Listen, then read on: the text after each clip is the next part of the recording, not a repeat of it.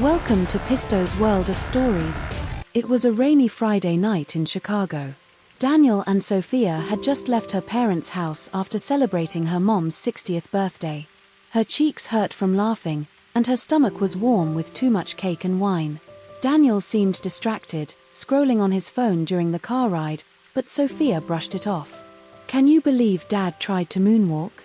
Sophia giggled. Daniel smirked without looking up. "Your family is unique," he said. They stopped at a red light downtown. Out of nowhere, a man in a black hoodie banged on my side of the window, pointing a gun. "Nobody move. Hand over your wallets." His voice shook, but his hands were steady. Sophia's heart pounded as Daniel froze like a statue. Sophia didn't think. She shoved Daniel toward the passenger seat just as the man fired.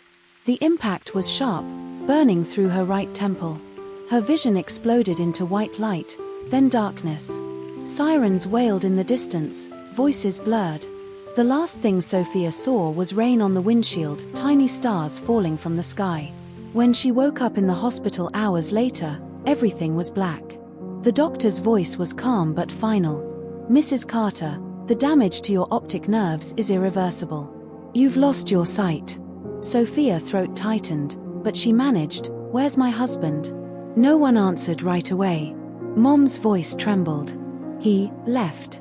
The smell of antiseptic clung to the air as Sophia's hands reached for her phone on the bedside table. Her hands trembled as she dialed Daniel's number. It rang and rang, then went to voicemail. "Daniel, it's me. Please, come back." Sophia's voice cracked, but she held on to hope. The next day, Sophia's mother brought her flowers. She could hear the exhaustion in her tone. "Sophia, you need to rest." But Sophia shook her head. "Not until I talk to him." She said. Her dad sat quietly beside her, his silence speaking louder than words. Days passed. Sophia continued to call Daniel every morning and every night. No answer. Her parents tried to distract Sophia with stories, music, anything to fill the crushing silence. Then, a week after the shooting, an envelope arrived. The papers inside smelled faintly of cologne, his cologne. Sophia's fingers brushed over the embossed letters. Divorce documents. No explanation. No visit. Just an official goodbye. "After everything I did for him," Sophia whispered. Sophia's mother's hand closed over Sophia's. "Sophia, some men love the idea of love, until it demands sacrifice." Sophia buried her face in her chest, finally letting the tears come. That was the moment she realized she wasn't just blind. I was alone. Recovery wasn't just physical, it was emotional warfare. At first, every sound startled Sophia, the creak of the floor, the hiss of the kettle, the hum of the refrigerator. But her parents became her guides. Her mum described the world in colors and shapes, painting sunsets with words. Her dad walked Sophia to the park every evening, letting Sophia feel the wind against her face, the gravel beneath her shoes. She stumbled, cried, and cursed more times than she could count. "You're still my brilliant, fearless girl," her mom reminded her whenever she broke down. Her dad had his own way of encouraging Sophia. "You will see the world again, Sophia, even if it's through our eyes." Slowly, Sophia found a rhythm. She learned to read Braille. She memorized the layout of their kitchen. She burned her fingers on the oven twice but refused to stop trying. The darkness no longer felt like a prison, it became her new normal. But even as she rebuilt her life, memories of Daniel lingered. She remembered the way he used to laugh, the warmth of his hand on her own. She used to think he'd be her forever. Now, he was just a shadow in her past. 3 years later, Sophia owned a small bakery in the neighborhood. Her staff knew how to help without making Sophia feel helpless. She could tell which cake was in the oven by the smell alone. Customers came not just for the pastries, but for the woman who refused to let blindness stop her.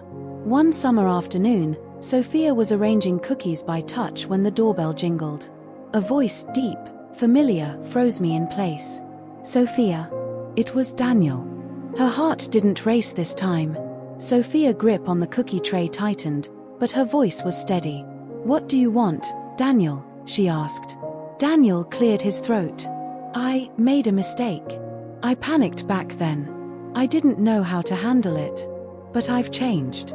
I want us back, he said. A bitter laugh escaped from Sophia's mouth. You left me when I was at my lowest. You didn't even say goodbye. Do you know who held my hand when I woke up blind? My mother. My father. Not you, she said. He tried to speak, but Sophia cut him off. You only stayed when the lights were on. I've built a whole life in the dark and you're not part of it, Sophia said.